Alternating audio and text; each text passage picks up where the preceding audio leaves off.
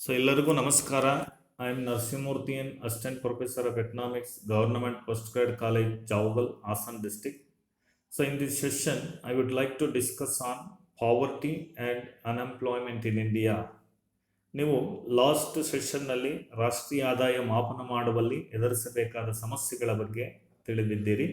ಹಾಗಾದರೆ ಬನ್ನಿ, ಈ ಸೆಷನ್ನಲ್ಲಿ ನಾವು ಬಡತನದ ರೇಖೆ, ಬಡತನದ ವಿಧಗಳು, ಬಡತನಕ್ಕೆ ಕಾರಣವಾಗುವ ಅಂಶಗಳು, ಹಾಗೆ ನಿರುದ್ಯೋಗ ಎಂದರೇನು, ಅದರ ವಿಧಗಳು, ನಿರುದ್ಯೋಗಕ್ಕೆ ಕಾರಣಗಳು ಮತ್ತು ಅದರ ಪರಿಣಾಮಗಳ ಬಗ್ಗೆ ನಮ್ಮ ಚರ್ಚೆಯನ್ನು ಮುಂದುವರಿಸೋಣ. ಅದಕ್ಕೆ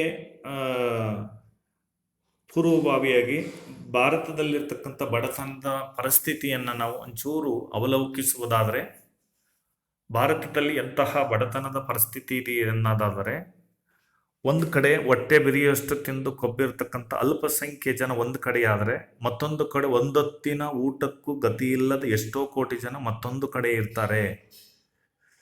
ಅನಕ್ಷರತೆ, ಹಸಿವು, ನೋವು, ನರಳುವಿಕೆ, ಪೌಷ್ಟಿಕಾಂಶದ ಕೊರತೆ ಇದು ಭಾರತದ ಬಡತನದ ಲಕ್ಷಣಗಳು.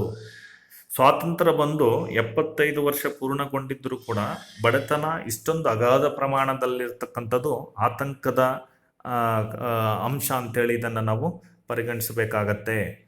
ಹಾಗಾದರೆ ಬನ್ನಿ, ನಾವು ಬಡತನದ ಬಗ್ಗೆ ಈಗಾಗಲೇ ನಾನು ಉಲ್ಲೇಖ ಮಾಡಿದ ಹಾಗೆ ಬಡತನ ಅಂದರೇನು, ಅದರ ವಿಧಗಳು, ಅದಕ್ಕೆ ಕಾರಣವಾದ ಅಂಶಗಳನ್ನು ಒಂದೊಂದಾಗಿ ನಾವು ಚರ್ಚೆ ಮಾಡೋಣ. ಮೊದಲಿಗೆ ಬಡತನದ ಪರಿಕಲ್ಪನೆಯ ಬಗ್ಗೆ ನಾವು ಚರ್ಚೆಯನ್ನು ಮುಂದುವರಿಸೋದಾದರೆ, ಏನು ಬಡತನ ಅಂದರೆ?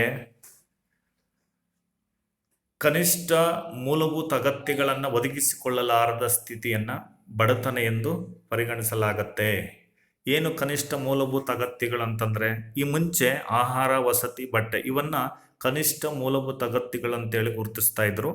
ಈಗ ಇದರ ಜೊತೆಗೆ ಶಿಕ್ಷಣ, ವೈದ್ಯಕೀಯ ಸೌಲಭ್ಯಗಳು ಕೂಡ ಸೇರಿಕೊಂಡಿವೆ. ಇವನ್ನ ಕನಿಷ್ಠ ಮಟ್ಟದಲ್ಲಿಯೂ ಪಡೆಯಲಾರದವರಿಗೆ ನಾವು ಬಡವರು ಅಥವಾ ಆ ಸ್ಥಿತಿಯನ್ನು ಬಡತನ ಎಂದು ನಾವು ಪರಿಗಣಿಸ್ತೀವಿ. ಬಡತನದ ಪರಿಕಲ್ಪನೆಯ ಬಗ್ಗೆ ಬ್ರಿಟನ್ ಎನ್ಸೈಕ್ಲೋಪೀಡಿಯಾ ಈ ರೀತಿ ವ್ಯಾಖ್ಯಾನಿಸುತ್ತೆ. ಏನದು ಬ್ರಿಟನ್ ಎನ್ಸೈಕ್ಲೋಪೀಡಿಯಾ ಬಡತನದ ಬಗೆಗಿನ ವ್ಯಾಖ್ಯಾನ ಅಥವಾ ಅದು ಕೊಟ್ಟಿರ್ತಕ್ಕಂಥ ಸ್ಪಷ್ಟನೆ ಅಂತಂದರೆ, ಸಾಮಾಜಿಕವಾಗಿ ಅಂಗೀಕೃತಗೊಂಡ ಕನಿಷ್ಠ ಜೀವನಕ್ಕೆ ಅಗತ್ಯ ಇರತಕ್ಕಂಥ ವಸ್ತುಗಳನ್ನು ಅಥವಾ ಕನಿಷ್ಠ ಜೀವನಕ್ಕೆ ಅಗತ್ಯ ಇರತಕ್ಕಂಥ ಹಣವನ್ನು ಹೊಂದಿಲ್ಲದ ಪರಿಸ್ಥಿತಿಯನ್ನು ಬಡತನ ಎಂದು ಬ್ರಿಟಾನಿಕಾ ಎನ್ಸೈಕ್ಲೋಪೀಡಿಯಾ ವ್ಯಾಖ್ಯಾನಿಸುತ್ತೆ. ಇವೆರಡೂ ಅಂಶಗಳಿಂದ ನಮಗೆ ಸ್ಪಷ್ಟವಾಗುವಂಥದ್ದು, ಒಬ್ಬ ಮನುಷ್ಯ ಬದುಕಲಿಕ್ಕೆ ಬೇಕಾಗಿರೋ ಕನಿಷ್ಠ ಅಗತ್ಯಾಂಶಗಳನ್ನು ಹೊಂದಿಲ್ಲದ ಸ್ಥಿತಿಯನ್ನು ಬಡತನ ಎಂದು ನಾವು ಹೇಳಬಹುದು. ಇನ್ನು ಬಡತನದ ರೇಖೆ ಪರಿಕಲ್ಪನೆಯ ಬಗ್ಗೆ ನಾವು ಒಂಚೂರು ಚರ್ಚಿಸುವುದಾದರೆ, ಬಡತನ ರೇಖೆ ಅನ್ನುವ ಅಂಶವನ್ನು ಅಥವಾ ಸಾಧನವನ್ನು ಅರ್ಥಶಾಸ್ತ್ರಜ್ಞರು ಬಡತನದ ಪ್ರಮಾಣವನ್ನು ಲೆಕ್ಕ ಹಾಕಲಿಕ್ಕೆ ಕಂಡುಕೊಂಡಂಥ ಒಂದು ಸಾಧನ ಅಂಶ ಅಂತೇಳಿ ನಾವು ಅದನ್ನು ಪರಿಗಣಿಸಲಾಗತ್ತೆ. ಏನು ಬಡತನದ ರೇಖೆ ಅಂತಂದರೆ, ಅಥವಾ ಪಾವರ್ಟಿ ಲೈನ್ ಅಂತೇಳಿ ಕರಿತೀವಿ. ಪಾವರ್ಟಿ ಲೈನ್ ಅಥವಾ ಬಡತನದ ರೇಖೆ ಅಂದರೆ ಕನಿಷ್ಠ ಅಗತ್ಯಗಳ ಹಂತ. ಅಂದರೆ ಒಬ್ಬ ವ್ಯಕ್ತಿ ಬದುಕಲಿಕ್ಕೆ ಬೇಕಾದಂತಹ ಕನಿಷ್ಠ ಅಂಶಗಳು ಎಷ್ಟಿರಬೇಕು ಎಂಬುದನ್ನು ನಿರ್ಧರಿಸುವಂಥದ್ದು ಈ ಬಡತನದ ರೇಖೆ. ನಾವು ಸಾಮಾನ್ಯವಾಗಿ ಕೇಳಿರ್ಬೋದು APL ಮತ್ತು BPL ಅಂತೇಳಿ ಹೇಳ್ತಾರೆ. ಅದರಲ್ಲಿ BPL ಅಂದರೆ ಬಿಲೋ ಪಾವರ್ಟಿ ಲೈನ್ ಅಂತ, APL ಅಂದರೆ ಅಬವ್ ಪಾವರ್ಟಿ ಲೈನ್ ಅಂತ. ಒಬ್ಬ ವ್ಯಕ್ತಿ ಬದುಕಲಿಕ್ಕೆ, ಕನಿಷ್ಠ ಜೀವನ ಸಾಗಿಸಲಿಕ್ಕೆ ಅಗತ್ಯವಿರ್ತಕ್ಕಂಥ ಅಂಶಗಳ ಹಂತವನ್ನು ನಾವು ಈ ಬಡತನ ರೇಖೆ ಅಂತ ಕರಿತೀವಿ. ಆ ಹಂತಕ್ಕಿಂತಲೂ ಕನಿಷ್ಠ ಅಗತ್ಯಗಳ ಹಂತಕ್ಕಿಂತಲೂ ಕೆಳಮಟ್ಟದಲ್ಲಿದ್ದರದನ್ನ ಬಿಲೋ ಪಾವರ್ಟಿ ಲೈನ್ ಅಂತಲೂ, ಕನಿಷ್ಠ ಅಗತ್ಯಗಳ ಹಂತಕ್ಕಿಂತ ಮೇಲ್ಮಟ್ಟದಲ್ಲಿದ್ದರೆ ಅದನ್ನು ನಾವು ಅಬವ್ ಪಾವರ್ಟಿ ಲೈನ್ ಅಂತೇಳಿ ಕರಿತೀವಿ. ಈ ಬಡತನದ ರೇಖೆಯನ್ನು ಯೋಜನಾ ಆಯೋಗ ಈ ರೀತಿ ಅದನ್ನು ಗುರುತು ಮಾಡ್ತದೆ ಅಥವಾ ಈ ರೀತಿ ಅದನ್ನು ಪರಿಗಣಿಸ್ತದೆ. ಒಬ್ಬ ವ್ಯಕ್ತಿ ಅವನು ಪ್ರತಿನಿತ್ಯ ಸೇವಿಸುವಂಥ ಪೌಷ್ಟಿಕ ಆಹಾರದ ಆಧಾರದ ಮೇಲೆ ಬಡತನದ ರೇಖೆಯನ್ನು ನಮ್ಮ ಯೋಜನಾ ಆಯೋಗ ನಿರ್ಧರಿಸುತ್ತೆ. ಅಂದರೆ ಗ್ರಾಮೀಣ ಭಾಗದಲ್ಲಿ ಪ್ರತಿಯೊಬ್ಬ ವ್ಯಕ್ತಿ ದಿನಂಪ್ರತಿ 2400 ಕ್ಯಾಲೋರಿಗಳಿಗಿಂತ ಕಡಿಮೆ ಆಹಾರವನ್ನು ಸೇವಿಸ್ತಾ ಇದ್ದರೆ, ಹಾಗೆ ನಗರ ಭಾಗದಲ್ಲಿ 2100 ಕ್ಯಾಲೋರಿಗಳಿಗಿಂತ ಕಡಿಮೆ ಪ್ರಮಾಣದಲ್ಲಿ ಆಹಾರವನ್ನು ಸೇವಿಸ್ತಾ ಇದ್ರೆ ಅಂತಹ ವ್ಯಕ್ತಿಯ ಸ್ಥಿತಿಯನ್ನು ಬಡತನ ಎಂದು ಗುರುತಿಸಬೇಕು, ಅಥವಾ ಬಡತನದ ರೇಖೆಗಿಂತ ಕೆಳಗಿರುವವರೆಂದು ಗುರುತಿಸಬೇಕೆಂದು ಯೋಜನಾ ಆಯೋಗ ಸ್ಪಷ್ಟಪಡಿಸ್ತದೆ. ಹಾಗೆ 2014ರಲ್ಲಿ ರಂಗರಾಜನ್ ಸಮಿತಿ ಒಂದು ಬಡತನದ ಪ್ರಮಾಣವನ್ನು ಭಾರತದಲ್ಲಿ ಬಡತನದ ಪ್ರಮಾಣವನ್ನು ಅಂದಾಜಿಸಲಿಕ್ಕಾಗಿ ನೇಮಕಗೊಳ್ತದೆ. ಸಮಿತಿ ಪ್ರಕಾರ ಬಡತನದ ರೇಖೆ ಅವರು ಈ ರೀತಿ ನಿರ್ಧರಿಸ್ತಾರೆ. ಬಡತನದ ರೇಖೆಯನ್ನು ಅಂದರೆ ಒಬ್ಬ ವ್ಯಕ್ತಿ ಮಾಸಿಕವಾಗಿ ಮತ್ತು ದೈನಿಕವಾಗಿ ಅವನು ತನ್ನ ಅಗತ್ಯಗಳ ಮೇಲೆ ವ್ಯಯಿಸುವಂಥ ಹಣದ ಆಧಾರದ ಮೇಲೆ, ತನ್ನ ಅಗತ್ಯಗಳ ಮೇಲೆ ವ್ಯಯಿಸುವ ವೆಚ್ಚದ ಆಧಾರದ ಮೇಲೆ ಬಡತನದ ರೇಖೆಯನ್ನು ನಿರ್ಧರಿಸಬೇಕು ಅಂತೇಳಿ ರಂಗರಾಜನ್ ಸಮಿತಿ ಹೇಳುತ್ತೆ. ರಂಗರಾಜನ್ ಸಮಿತಿ ಪ್ರಕಾರ ಮಾಸಿಕವಾಗಿ ಅಂದರೆ ತಿಂಗಳಿಗೆ 1407 ರೂಪಾಯಿ, ಅಂದರೆ ಅದನ್ನು ಪ್ರತಿದಿನದ ಲೆಕ್ಕದಲ್ಲಿ 47 ರೂಪಾಯಿಗಿಂತ ಕಡಿಮೆ ಖರ್ಚು ತನ್ನ ಅಗತ್ಯಗಳಿಗೆ ಯಾರು ಖರ್ಚು ಮಾಡ್ತಾ ಇದ್ದಾರೋ ನಗರ ಭಾಗದಲ್ಲಿ ಅದರಲ್ಲೂ ಮಾಡ್ತಾ ಇರ್ತಾರೋ ಅವರನ್ನು ಬಡತನದ ರೇಖೆಗಿಂತ ಕೆಳಗಿರುವವರೆಂದು ಹೇಳ್ತಾರೆ. ಹಾಗೆ ಮಾಸಿಕವಾಗಿ 972 ರೂಪಾಯಿ, ದಿನಂಪ್ರತಿ 32 ರೂಪಾಯಿಗಿಂತ ಕಡಿಮೆ ತಮ್ಮ ಜೀವನಾಗತ್ಯಗಳ ಮೇಲೆ ವ್ಯಯಿಸುವವರನ್ನ ಗ್ರಾಮೀಣ ಭಾಗದಲ್ಲಿ ಬಡವರೆಂದು ಗುರುತಿಸಬೇಕೆಂದು ರಂಗರಾಜನ್ ಸಮಿತಿ ಅಭಿಪ್ರಾಯ ಪಡ್ತದೆ. ಸೊ ಇದಿಷ್ಟು ಬಡತನದ ರೇಖೆ ಬಗ್ಗೆ ಆಯಿತು. ಇನ್ನು ಭಾರತದಲ್ಲಿರ್ತಕ್ಕಂತಹ ಬಡತನದ ಪ್ರಮಾಣವನ್ನು ಅಂದಾಜಿಸಲಿಕ್ಕೆ ಹಲವು ಅರ್ಥಶಾಸ್ತ್ರಜ್ಞರು ಅನೇಕ ಸಮೀಕ್ಷೆಗಳನ್ನು ನಡೆಸ್ತಾರೆ. ಸೊ ಅವರ ಪ್ರಕಾರ ಭಾರತದಲ್ಲಿನ ಬಡತನದ ಪ್ರಮಾಣ ಬೇರೆ ಬೇರೆ ರೀತಿಯಾಗಿರುತ್ತೆ. ಇದನ್ನು ನಿಖರವಾಗಿ ನೇರವಾಗಿ ಲೆಕ್ಕಾಚಾರ ಮಾಡಲಿಕ್ಕೆ ಅಗತ್ಯವಾಗಿರ್ತಕ್ಕಂಥ ಅಂಕಿಅಂಶಗಳ ಕೊರತೆಯಿಂದಾಗಿ ಈಗ ಬೇರೆ ಬೇರೆ ಅರ್ಥಶಾಸ್ತ್ರಜ್ಞರು ಅವ್ರದ್ದೇ ರೀತಿಯಲ್ಲಿ ತಮ್ಮದೇ ಆದ ಕೆಲವೊಂದು ಮಾನಕಗಳ ಮೂಲಕ, ಮಾಪನಗಳ ಮೂಲಕ ಭಾರತದಲ್ಲಿ ಅಸ್ತಿತ್ವದಲ್ಲಿರ್ತಕ್ಕಂಥ ಬಡತನದ ಪ್ರಮಾಣವನ್ನು ಲೆಕ್ಕ ಹಾಕುವ ಪ್ರಯತ್ನವನ್ನು ಮಾಡ್ತಾರೆ. ಅದರಲ್ಲೂ ಪ್ರಮುಖವಾಗಿ ಮಿನ್ಹಾಸ್ ಸಮೀಕ್ಷೆ ಬಗ್ಗೆ ಮಾತಾಡೋದಾದರೆ, ಮಿನ್ಹಾಸ್ರವರು 1950 ಮತ್ತು 60ರ ದಶಕಗಳಿಗೆ ಸಂಬಂಧಪಟ್ಟಂಗೆ ಭಾರತದಲ್ಲಿದ್ದಂಥ ಬಡತನದ ಪ್ರಮಾಣವನ್ನು ಅವರು ಲೆಕ್ಕ ಹಾಕುವ ಪ್ರಯತ್ನವನ್ನು ಮಾಡ್ತಾರೆ. ಅವರು ಈ ಬಡತನದ ಪ್ರಮಾಣವನ್ನು ಲೆಕ್ಕ ಹಾಕ್ಲಿಕ್ಕೆ ಆಧಾರವಾಗಿ ಬಳಸ್ಕೊಂಡಿದ್ದು ಯಾವ ಆಧಾರದ ಮೇಲೆ ಬಡತನವನ್ನು ಲೆಕ್ಕ ಹಾಕ್ತಾರೆ ಅಂತಂದರೆ, ವಾರ್ಷಿಕವಾಗಿ ಒಬ್ಬ ವ್ಯಕ್ತಿ ಖರ್ಚು ಮಾಡುವ, ತನ್ನ ಅಗತ್ಯಗಳ ಮೇಲೆ ಖರ್ಚು ಮಾಡುವ ವಾರ್ಷಿಕ ವೆಚ್ಚದ ಆಧಾರದ ಮೇಲೆ ಬಡತನದ ಪ್ರಮಾಣವನ್ನು ನಿರ್ಧರಿಸುವಂಥ ಪ್ರಯತ್ನವನ್ನು ಮಾಡ್ತಾರೆ. ಆ ಪ್ರಕಾರ 1956 ಮತ್ತು 57ರಲ್ಲಿ ಭಾರತದಲ್ಲಿ 65% ಪ್ರಮಾಣದ ಬಡತನ ಇತ್ತು ಅನ್ನೋದನ್ನು ಅವರು ತಮ್ಮ ಸಮೀಕ್ಷೆಯ ಮೂಲಕ ಹೇಳ್ತಾರೆ. ಹಾಗೆ 1960ರ ದಶಕದಲ್ಲಿ ಈ ಬಡತನದ ಪ್ರಮಾಣ 59% ಇತ್ತು ಅನ್ನೋದನ್ನು ಅವರು ಸ್ಪಷ್ಟಪಡಿಸ್ತಾರೆ. ಹಾಗೆ ಬಡತನದ ಪ್ರಮಾಣದ ಬಗ್ಗೆ ಅಂದಾಜಿಸಲಿಕ್ಕೆ ಮತ್ತೊಂದು ಸಮೀಕ್ಷೆಯನ್ನು ದಾಂಡೇಕರ್ ಮತ್ತು ರಾತ್ ನೇತೃತ್ವದಲ್ಲಿ ನಡೆಯುತ್ತೆ. ಸೊ ಅವರ ಪ್ರಕಾರ ಅವರು 1960ರ ದಶಕದಲ್ಲಿ ಭಾರತದ ಬಡತನದ ಪ್ರಮಾಣವನ್ನು ಲೆಕ್ಕ ಹಾಕುವಂಥ ಒಂದು ಕೆಲಸವನ್ನು ಮಾಡ್ತಾರೆ. ಸೊ ಅವರ ಪ್ರಕಾರ ಗ್ರಾಮೀಣ ಭಾಗದಲ್ಲಿ 40%, ಹಾಗೆ ನಗರ ಭಾಗದಲ್ಲಿ 50% ಬಡತನದ ಪ್ರಮಾಣ ಇತ್ತು ಅನ್ನೋದನ್ನು ಅವರು ತಮ್ಮ ಸಮೀಕ್ಷೆಯ ಮೂಲಕ ತಿಳಿಸ್ತಾರೆ. ಹಾಗೆ ಬರ್ಧನ್ ಸಮಿತಿಯು ಕೂಡ ಭಾರತದಲ್ಲಿ ಬಡತನದ ಪ್ರಮಾಣವನ್ನು ಲೆಕ್ಕ ಹಾಕಲಿಕ್ಕೆ, ಅದರಲ್ಲೂ ವಿಶೇಷವಾಗಿ 1960ರ ದಶಕದಲ್ಲಿದ್ದಂಥ ಭಾರತದ ಬಡತನದ ಪ್ರಮಾಣವನ್ನು ಲೆಕ್ಕ ಹಾಕುವಂಥ ಒಂದು ಪ್ರಯತ್ನವನ್ನು ಮಾಡ್ತಾರೆ. ಅವರ ಸಮೀಕ್ಷೆಯ ಪ್ರಕಾರ ಗ್ರಾಮೀಣ ಭಾಗದಲ್ಲಿ 55% ಪ್ರಮಾಣದಲ್ಲಿ, ಆಗ ನಗರ ಭಾಗದಲ್ಲಿ 41% ಪ್ರಮಾಣದಲ್ಲಿ ಬಡತನದ ಪ್ರಮಾಣ ಇತ್ತು ಅನ್ನೋದನ್ನು ಅವರು ಹೇಳ್ತಾರೆ. ಹಾಗೆ 1909 ಮತ್ತು 10ರಲ್ಲಿ ಭಾರತದ ಬಡತನದ ಪ್ರಮಾಣವನ್ನು ಲೆಕ್ಕ ಹಾಕಲಿಕ್ಕಾಗಿ, ಅಂದಾಜಿಸಲಿಕ್ಕಾಗಿ ಸುರೇಶ್ ತಂಡೂಲ್ಕರ್ ನೇತೃತ್ವದ ಒಂದು ಸಮಿತಿ ಸಮೀಕ್ಷೆಯನ್ನು ಮಾಡ್ತದೆ. ಸೊ ಅವ್ರ ಪ್ರಕಾರ 2009 ಮತ್ತು 10ನೇ ವರ್ಷದಲ್ಲಿ 29.6% ಬಡತನದ ಪ್ರಮಾಣ ಭಾರತದಲ್ಲಿತ್ತು ಅನ್ನೋದನ್ನು ಅವರು ಸ್ಪಷ್ಟಪಡಿಸ್ತಾರೆ. ಹಾಗೆ 2011 ಮತ್ತು 12ನೇ ವರ್ಷದಲ್ಲಿ ಅದೇ ಸುರೇಶ್ ತೆಂಡೂಲ್ಕರ್ ಸಮಿತಿಯು ಭಾರತದಲ್ಲಿ 21.9% ಒಟ್ಟು ಜನಸಂಖ್ಯೆಯ ಬಡತನದ ಪ್ರಮಾಣ ಇತ್ತು ಅನ್ನೋದನ್ನು ಹೇಳ್ತಾರೆ. ಇನ್ನು ಮುಂದುವರೆದು ಈ ಸಮೀಕ್ಷೆಗಳ ಬಗ್ಗೆ ಹೇಳೋದಾದರೆ, ರಂಗರಾಜನ್ ಸಮಿತಿಯನ್ನು 2014ರಲ್ಲಿ ನೇಮಕ ಮಾಡಲಾಗತ್ತೆ. ಸೊ ಆ ಪ್ರಕಾರ ಅವರು ಭಾರತದಲ್ಲಿನ ಬಡತನದ ಪ್ರಮಾಣವನ್ನು ಈಗಾಗಲೇ ಹೇಳಿದ ಹಾಗೆ ದಿನಂಪ್ರತಿ ಮತ್ತು ಮಾಸಿಕವಾಗಿ ಅವರು ಮಾಡುವಂತಹ ಕನಿಷ್ಠ ಅಗತ್ಯಗಳ ಮೇಲೆ ಅವರು ವ್ಯಯಿಸುವಂತಹ ಪ್ರಮಾಣದ ಮೇಲೆ ಬಡತನದ ಪ್ರಮಾಣವನ್ನು ಲೆಕ್ಕ ಹಾಕ್ತಾರೆ. 2011 ಮತ್ತು 12ರಲ್ಲಿ ಇವರ ಪ್ರಕಾರ ಭಾರತದಲ್ಲಿ 29.5% ಬಡತನದ ಪ್ರಮಾಣ ಇತ್ತು ಅನ್ನೋದನ್ನು ಅವರು ತಮ್ಮ ಸಮೀಕ್ಷೆಯಲ್ಲಿ ಸ್ಪಷ್ಟಪಡಿಸ್ತಾರೆ. ಸೊ ಇದಿಷ್ಟು ಭಾರತದಲ್ಲಿದ್ದಂತಹ ಬಡತನದ ಪ್ರಮಾಣವನ್ನು ಬೇರೆ ಬೇರೆ ಸಮೀಕ್ಷೆಗಳ ಮೂಲಕ ಅವರು ಸ್ಪಷ್ಟಪಡಿಸುವಂಥ ಕೆಲಸ ಆಗತ್ತೆ. ನೆಕ್ಸ್ಟು ಭಾರತದಲ್ಲಿರ್ತಕ್ಕಂಥ ಬಡತನಕ್ಕೆ ಕಾರಣಗಳು. ಸೊ ಈ ಕಾರಣಗಳನ್ನು ನಾವು ಒಂದೊಂದಾಗಿ ಚರ್ಚೆ ಮಾಡೋದಾದರೆ, ಭಾರತದಲ್ಲಿನ ಬಡತನಕ್ಕೆ ಕಾರಣಗಳೇನು ಅನ್ನೋದನ್ನ ಒಂದೊಂದಾಗಿ ಹುಡುಕ್ತಾ ಹೋದರೆ, ಸೊ ಅದಕ್ಕೆ ಮೊದಲನೇ ಕಾರಣ ಮಿತಿಮೀರಿದ ಜನಸಂಖ್ಯೆ. ಭಾರತದಲ್ಲಿ ಜನಸಂಖ್ಯೆ ಬೆಳೆಯುತ್ತಿರೋ ದರ ಆರ್ಥಿಕಾಭಿವೃದ್ಧಿಯ ದರಕ್ಕಿಂತಲೂ ಅಧಿಕವಾಗಿದೆ.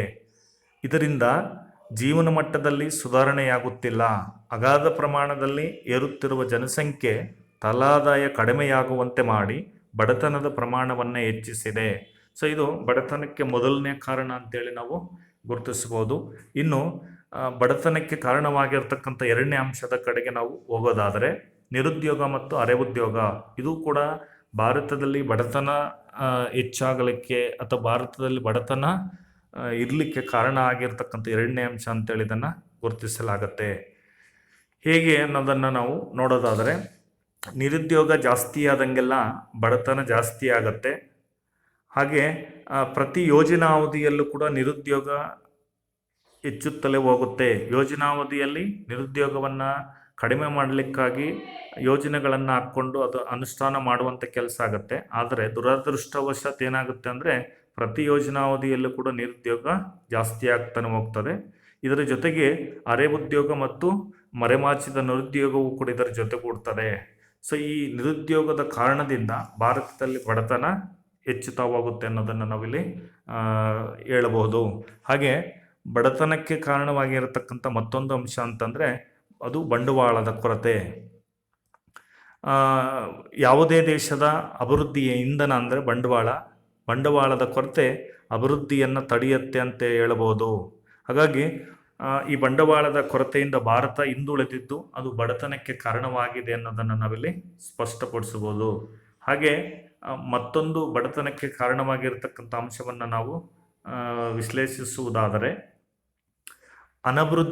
ಭಾರತದ ಅನಭಿವೃದ್ಧಿಯ ಒಂದು ಸ್ಥಿತಿಯೂ ಕೂಡ ಭಾರತದ ಬಡತನಕ್ಕೆ ಕಾರಣವಾಗಿದೆ ಅಂತ ಹೇಳ್ಬೋದು. ಈ ನಿಧಾನಗತಿಯ ಅಭಿವೃದ್ಧಿ ಕಡಿಮೆ ತಲಾದಾಯಕ್ಕೆ ಕಾರಣವಾಗಿ ಅದು ಬಡತನದಲ್ಲಿ ಪರಿಣಮಿಸಿದೆ ಅಂತಲೂ ಹೇಳಬಹುದು. ಇನ್ನು ಬಡತನಕ್ಕೆ ಕಾರಣವಾಗಿರ್ತಕ್ಕಂಥ ಮತ್ತೊಂದು ಅಂಶ ಅಂತಂದರೆ ಏರುತ್ತಿರುವ ಬೆಲೆಗಳು. ಹಣದುಬ್ಬರ ಅಥವಾ ನಿರಂತರವಾಗಿ ಏರುತ್ತಿರುವ ಬೆಲೆಗಳು ಬಡತನವನ್ನು ಹೆಚ್ಚಿಸಿವೆ ಅಂತ ಹೇಳಿದ್ರೆ ತಪ್ಪಾಗಲಿಕ್ಕಿಲ್ಲ. ಹಣದುಬ್ಬರದಿಂದ ಅಥವಾ ಏರುತ್ತಿರುವ ಬೆಲೆಗಳಿಂದ ಕೆಳವರ್ಗದ ಜನರ ಕೊಳ್ಳುವ ಶಕ್ತಿ ಕಡಿಮೆಯಾಗಿ ಆ ಕೆಳವರ್ಗದ ಜನ ಬಡವರಾಗಿ ಮಾರ್ಪಡುವಂಥದ್ದು ಆಗತ್ತೆ. ಸೊ ಇದು ಕೂಡ ಬಡತನಕ್ಕೆ ಕಾರಣವಾಗಿರೋ ಮತ್ತೊಂದು ಅಂಶ ಅಂತ ಸ್ಪಷ್ಟಪಡಿಸಬಹುದು. ನೆಕ್ಸ್ಟ್, ಬಡತನಕ್ಕೆ ಕಾರಣವಾಗಿರ್ತಕ್ಕಂಥ ಮತ್ತೊಂದು ಅಂಶ ಅಂತಂದರೆ ಗ್ರಾಮೀಣ ಭಾಗದ ಅರ್ಥವ್ಯವಸ್ಥೆಯ ಒಂದು ಲಕ್ಷಣವೂ ಕೂಡ ಬಡತನಕ್ಕೆ ಕಾರಣವಾಗಿದೆ. ವಿಶೇಷವಾಗಿ ಗ್ರಾಮೀಣ ಭಾಗದಲ್ಲಿ ಅನಕ್ಷರತೆ, ಅಜ್ಞಾನ, ಮೂಢನಂಬಿಕೆಗಳ ಕಾರಣದಿಂದ ಗ್ರಾಮೀಣ ಭಾಗದ ಜನ ತಮ್ಮ ಅಲ್ಪ ಆದಾಯವನ್ನು ಅನಗತ್ಯವಾಗಿ ಖರ್ಚು ಮಾಡಿ ಸಾಲದ ಶೂಲಕ್ಕೆ ಸಿಲುಕಿ ಅವರು ಬಡವರಾಗಿ ಮಾರ್ಪಡ್ತಾ ಇದ್ದಾರೆ ಅನ್ನೋದನ್ನು ನಾವಿಲ್ಲಿ ಹೇಳಬಹುದು. ಸೊ ಇನ್ನು ಬಡತನಕ್ಕೆ ಕಾರಣವಾಗಿರ್ತಕ್ಕಂಥ ಮತ್ತೊಂದು ಅಂಶ ಅಂತಂದರೆ ದಕ್ಷ ಕಾರ್ಮಿಕರ ಕೊರತೆ. ನಮ್ಮ ದೇಶದ ಶಿಕ್ಷಣದ ವ್ಯವಸ್ಥೆಯ ಬಗ್ಗೆ ಮಾತಾಡೋದಾದರೆ, ಇಲ್ಲಿ ಕಳಪೆ ಶಿಕ್ಷಣ ಇರೋದರಿಂದ ಈ ಕಳಪೆಯ ಶಿಕ್ಷಣ ಕಾರಣದಿಂದ ಅದಕ್ಷ ಕಾರ್ಮಿಕರ ನಿರ್ಮಾಣ ಆಗ್ತಾ ಇದೆ.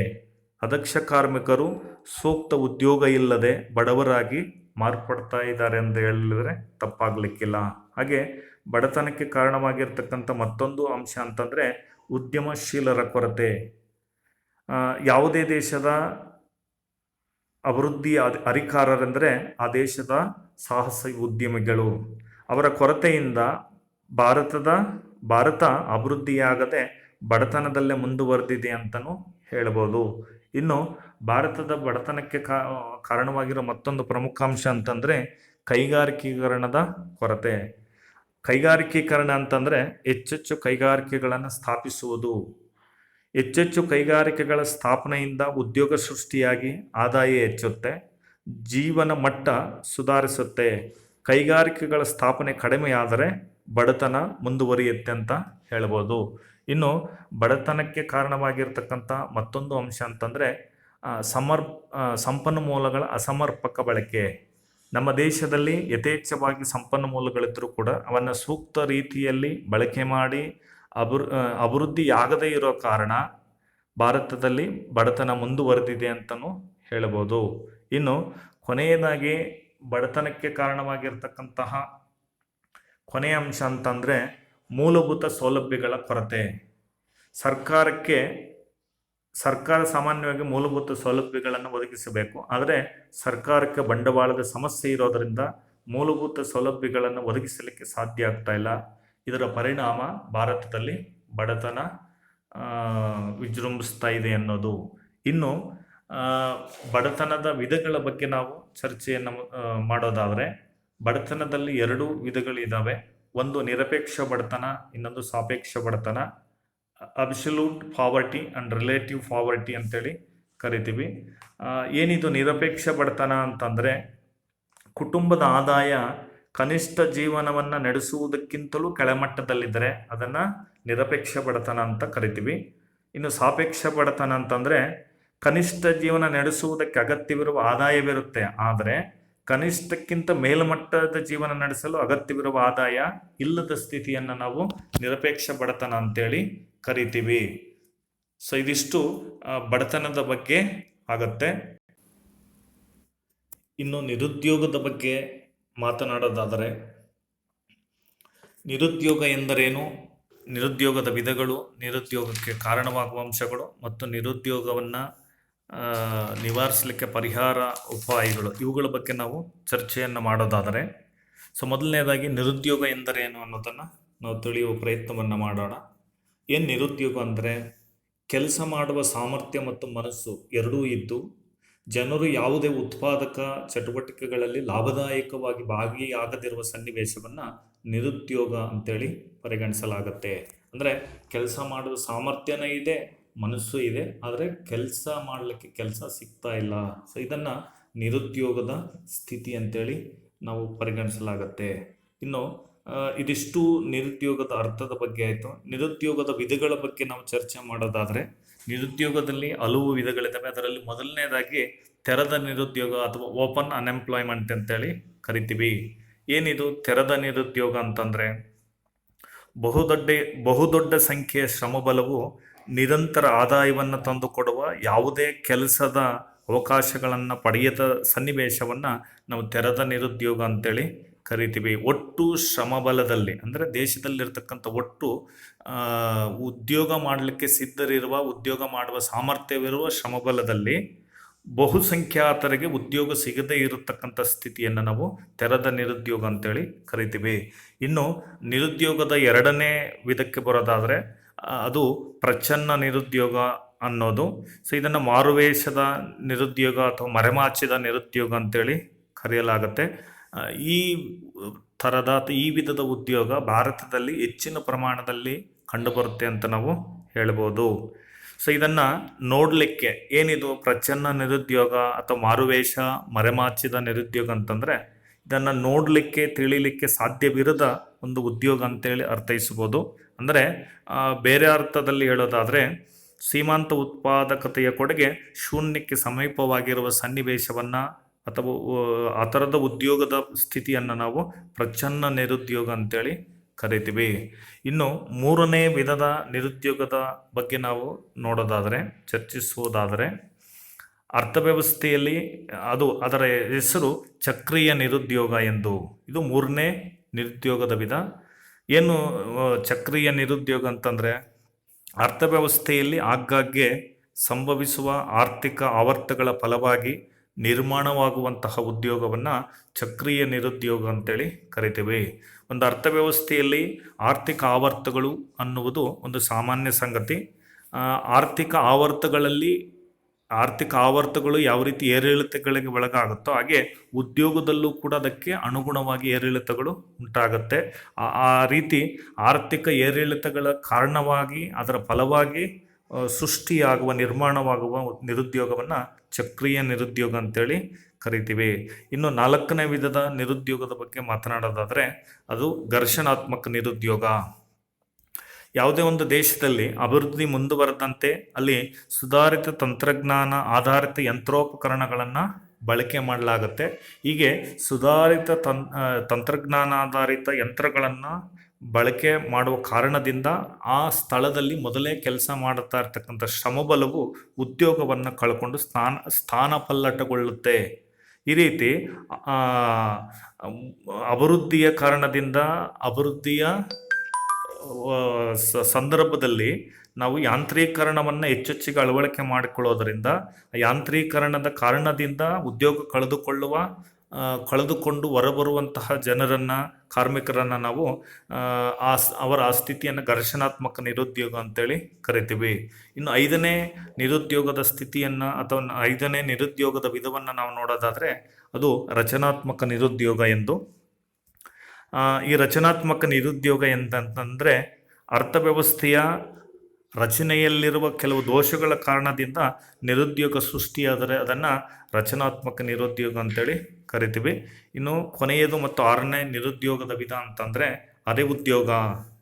ಏನಿದು ಅರೆ ಉದ್ಯೋಗ ಅಂತಂದರೆ ಉದ್ಯೋಗ ಇರುತ್ತೆ, ಆದರೆ ಅದು ಅವರ ಸಾಮರ್ಥ್ಯಕ್ಕಿಂತ ಕೆಳಮಟ್ಟದ ಉದ್ಯೋಗ ಆಗಿರುತ್ತೆ. ಇದನ್ನೇ ನಾವು ಅರೆ ಉದ್ಯೋಗ ಅಂತೇಳಿ ಕರಿತೀವಿ. ಉದಾಹರಣೆಗೆ ಒಬ್ಬ MA ಎಕನಾಮಿಕ್ಸ್ ಓದಿರ್ತಕ್ಕಂಥ ಒಬ್ಬ ವ್ಯಕ್ತಿ ಯಾವುದೋ ಕಿರಾಣಿ ಅಂಗಡಿಯಲ್ಲಿ ಅವನ ಸಾಮರ್ಥ್ಯಕ್ಕಿಂತಲೂ ಕೆಳಮಟ್ಟದ ಉದ್ಯೋಗದಲ್ಲಿ ತೊಡಗಿದ್ದರೆ ಅದನ್ನು ಅರೆ ಉದ್ಯೋಗ ಅಂತೇಳಿ ಕರಿತೀವಿ. ಇನ್ನು ನಿರುದ್ಯೋಗಕ್ಕೆ ಕಾರಣವಾಗಿರೋ ಅಂಶಗಳ ಬಗ್ಗೆ ಚರ್ಚಿಸುವುದಾದರೆ ಭಾರತದಲ್ಲಿ ನೆಲೆಸಿರುವ ನಿರುದ್ಯೋಗಕ್ಕೆ ಹಲವು ಕಾರಣಗಳು ಸಂಯುಕ್ತವಾಗಿ ಕಾರಣವಾಗಿರ್ತವೆ. ಸೊ ಅವುಗಳಲ್ಲಿ ಒಂದೊಂದನ್ನೇ ನಾವು ಚರ್ಚೆ ಮಾಡ್ತಾ ಹೋಗೋಣ. ಮೊದಲನೇದು ಜನಸಂಖ್ಯಾ ಸ್ಫೋಟ. ಭಾರತದ ನಿರುದ್ಯೋಗಕ್ಕೆ ಕಾರಣವಾಗಿರೋ ಮೊದಲನೇ ಅಂಶ ಅಂತಂದರೆ ಜನಸಂಖ್ಯಾ ಸ್ಫೋಟ. ಇದು ಹೇಗೆ ಕಾರಣವಾಗುತ್ತೆ ಅಂತ ನೋಡೋದಾದರೆ ಜನಸಂಖ್ಯೆ ಭಾರತದಲ್ಲಿ ವೇಗವಾಗಿ ಏರಿಕೆಯಾಗ್ತಾ ಇದೆ, ಆದರೆ ಅದಕ್ಕನುಗುಣವಾಗಿ ಉದ್ಯೋಗ ಒದಗಿಸುವ ಸಾಮರ್ಥ್ಯ ಸರ್ಕಾರದಲ್ಲಿಲ್ಲ. ಅಭಿವೃದ್ಧಿಯ ವೇಗ ಜನಸಂಖ್ಯೆ ವೇಗಕ್ಕಿಂತ ಕಡಿಮೆ ಇರುವುದೇ ಈ ನಿರುದ್ಯೋಗಕ್ಕೆ ಕಾರಣ ಅಂತೇಳಿ ನಾವು ಹೇಳಬಹುದು ಅಥವಾ ಭಾವಿಸಬಹುದು. ಇನ್ನು ಭಾರತದ ನಿರುದ್ಯೋಗಕ್ಕೆ ಕಾರಣವಾಗಿರ್ತಕ್ಕಂಥ ಎರಡನೇ ಅಂಶ ಅಂತಂದರೆ ಕೃಷಿಯ ಹಿಂದುಳಿದಿರುವಿಕೆ. ಇದು ಕೂಡ ಭಾರತದ ಇದಕ್ಕೆ ನಿರುದ್ಯೋಗಕ್ಕೆ ತನ್ನದೇ ಕೊಡುಗೆಯನ್ನು ನೀಡಿದೆ ಅಂತಂದರೆ ತಪ್ಪಾಗಲಿಕ್ಕಿಲ್ಲ. ಭಾರತ ಹೇಳಿ ಕೇಳಿ ಕೃಷಿ ಪ್ರಧಾನ ರಾಷ್ಟ್ರ. ಕೃಷಿಯಲ್ಲಿ ಪ್ರಧಾನ ಕಸುಬು. ದೇಶದ ಒಟ್ಟು ಸಂಖ್ಯೆಯ 54% ಜನ ಕೃಷಿಯನ್ನು ಅವಲಂಬಿಸಿದೆ. ಆದರೆ ಕೃಷಿ ಕ್ಷೇತ್ರ ತೀರಾ ಹಿಂದುಳಿದಿದ್ದು ಅಲ್ಲಿನ ಉತ್ಪಾದಕ ಶಕ್ತಿ ಕಡಿಮೆ ಇದೆ. ಕೃಷಿಯ ಮೇಲಿನ ಈ ಮಿತಿಮೀರಿದ ಅವಲಂಬನೆಯೇ ನಿರುದ್ಯೋಗಕ್ಕೆ ಕಾರಣ ಅಂತೇಳಿ ನಾವು ಭಾವಿಸಬಹುದು. ನೆಕ್ಸ್ಟ್ ಇದು ನಿರುದ್ಯೋಗಕ್ಕೆ ಕಾರಣವಾಗಿರ್ತಕ್ಕಂಥ ಮತ್ತೊಂದು ಅಂಶ ಅಂತಂದರೆ ನಿಧಾನಗತಿಯ ಅಭಿವೃದ್ಧಿ. ನಮ್ಮ ದೇಶದ ಅಭಿವೃದ್ಧಿಯ ದರವನ್ನು ನಾವು ಗಮನಿಸೋದಾದರೆ ಬೆಳವಣಿಗೆಯ ದರವನ್ನು ಗಮನಿಸುವುದಾದರೆ ಸುಮಾರು 7-8% ದರದಲ್ಲಿ ನಮ್ಮ ದೇಶದ ಅಭಿವೃದ್ಧಿ ಸಾಗ್ತಾ ಇದೆ. ವಾರ್ಷಿಕವಾಗಿ ಹೆಚ್ಚುತ್ತಿರುವ ಜನಸಂಖ್ಯೆಗೆ ನಮ್ಮ ದೇಶದ ಅಭಿವೃದ್ಧಿಯ ದರವನ್ನು ನಾವು ಹೋಲಿಸಿ ನೋಡಿದರೆ ಅದು ಏನೇನು ಸಾಕಾಗ್ತಾ ಇಲ್ಲ. ಹಾಗಾಗಿ ಮಿತಿಮೀರಿ ಬೆಳೀತಾ ಇರೋ ಜನಸಂಖ್ಯೆಗೆ ನಿಧಾನಗತಿಯಲ್ಲಿ ಏರುತ್ತಿರುವ ಅಭಿವೃದ್ಧಿಯ ದರ ಉದ್ಯೋಗವನ್ನು ಒದಗಿಸಲಿಕ್ಕೆ ಸಾಕಷ್ಟು ಶಕ್ತವಾಗಿಲ್ಲ. ಹಾಗಾಗಿ ಭಾರತ ನಿರುದ್ಯೋಗ ಸಮಸ್ಯೆಯನ್ನು ಎದುರಿಸ್ತಾ ಇದೆ ಅಂತ ಹೇಳ್ಬೋದು. ಇನ್ನು ಭಾರತದ ನಿರುದ್ಯೋಗಕ್ಕೆ ಕಾರಣವಾಗಿರೋ ಮತ್ತೊಂದು ಅಂಶ ಅಂತಂದರೆ ಮಾನವ ಶಕ್ತಿ ಯೋಜನೆ ನಿರ್ಲಕ್ಷ್ಯ ಮಾಡಿರ್ತಕ್ಕಂಥದ್ದು. ಸ್ವಾತಂತ್ರ್ಯ ಬಂದು 70 ವರ್ಷ ಕಳೆದಿದ್ರೂ ಕೂಡ ಮಾನವ ಶಕ್ತಿ ಯೋಜನೆ ಬಗ್ಗೆ ಇನ್ನೂ ಕೂಡ ಗಮನ ಹರಿಸಿಲ್ಲ. ಮಾನವ ಶಕ್ತಿ ಯೋಜನೆ ನಿರ್ಲಕ್ಷ್ಯವೇ ನಿರುದ್ಯೋಗಕ್ಕೆ ಮತ್ತೊಂದು ಕಾರಣ ಅಂತೇಳಿ ನಾವು ಭಾವಿಸ್ಬೋದು.